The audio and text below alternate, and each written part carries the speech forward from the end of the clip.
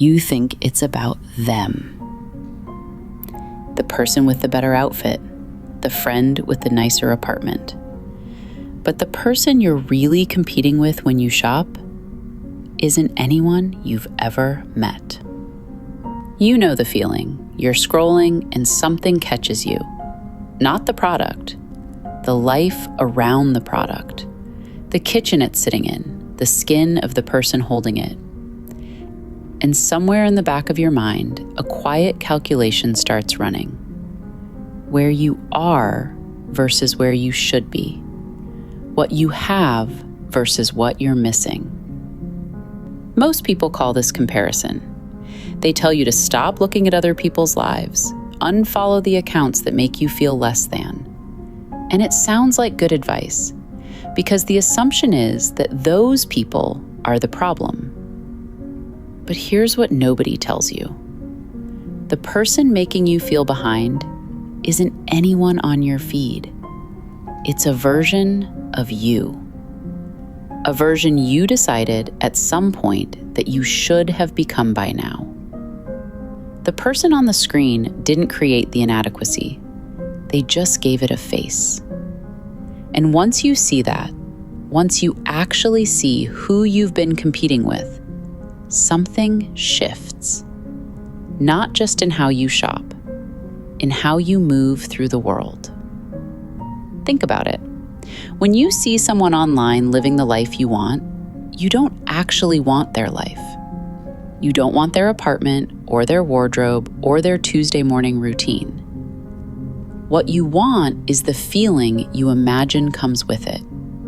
The ease, the arrival, the sense that the work of becoming yourself is finally done. But here's what's strange. That picture you're reacting to, it's not really them either. It's a moment, one angle, one lighting setup, one fraction of one day. And somehow, from thousands of these fractions, from hundreds of people you've never spoken to, you've assembled something. A composite. A version of yourself that has all of it figured out. The right skin, the right kitchen, the right wardrobe, the right calm. This is the phantom. Not a person on your feed, a person in your mind. Built from fragments of everyone you've ever envied, but belonging to no one. A ghost wearing your face, living the life you decided you owed yourself. And you've been measuring every purchase against that ghost. But knowing who the phantom is doesn't explain why it has such a hold on you.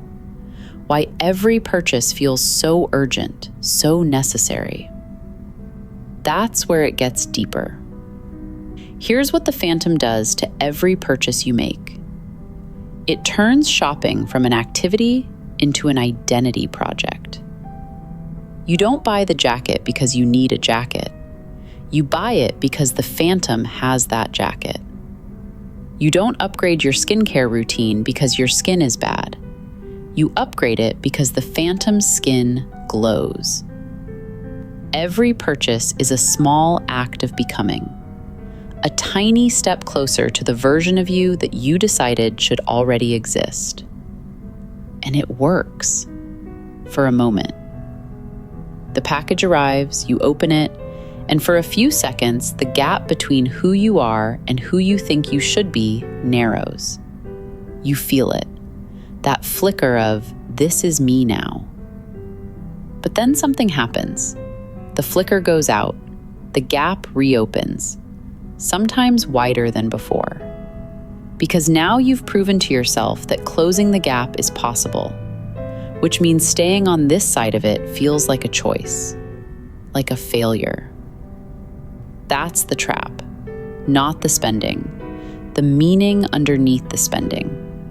You're not buying things. You're auditioning for a life that was never yours to begin with. And this is where most advice stops. Just stop comparing. Just unfollow. But there's something about this trap that makes it almost impossible to escape with willpower alone. The phantom isn't static. That's what makes it different from a goal. A goal stays still. You move toward it, you reach it, you're done. But the phantom updates in real time. Every time you open the app, it gets a firmware upgrade. New references, new fragments, new standards absorbed from new faces. The version of you that you're trying to become this week is not the same version you were chasing last month. This is why enough never arrives. It's not that you lack discipline. It's that the finish line moves every time you scroll. You're running a race where the course is redrawn while you're on it. And the exhaustion you feel, that bone-deep tiredness of never quite getting there, isn't a sign that you're failing. It's a sign that the race was never designed to end. Think about that for a moment.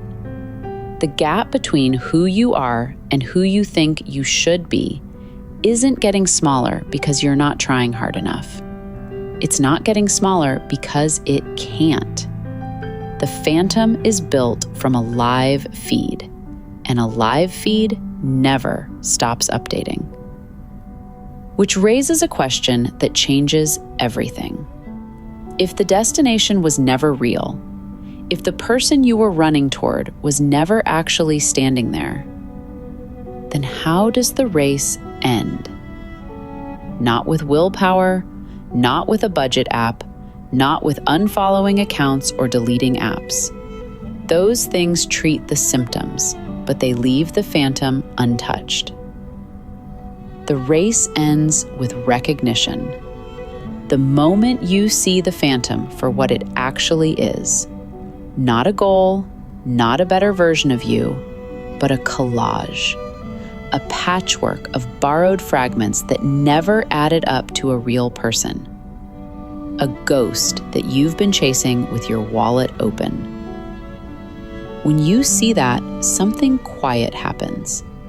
The gap doesn't close, it dissolves. Because there was never anything on the other side of it. There was never a version of you waiting at the finish line. Just an image. Just a feeling you'd been told was possible if you bought enough of the right things. And here's what's left when the phantom fades. You. Not the you you're supposed to be, just you.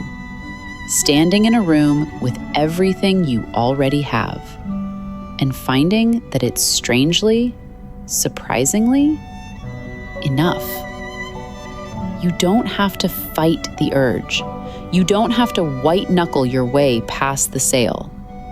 You just have to notice the next time the gap opens up, who's standing on the other side of it, and realize you put them there. Remember that feeling, scrolling, the quiet calculation, where you are versus where you should be, that tightness in your chest that feels like falling behind? You weren't falling behind. You were chasing something that was never ahead of you. A person who didn't exist, wearing your face, living a life assembled from other people's best angles. And every time you bought something to close the gap, you were writing a love letter to a ghost. The person you were competing with never existed. And the moment you see that, really see it, the race is already over. There's so much more I want to share with you. If you're ready to keep going, visit us at Retail Therapy Unplugged.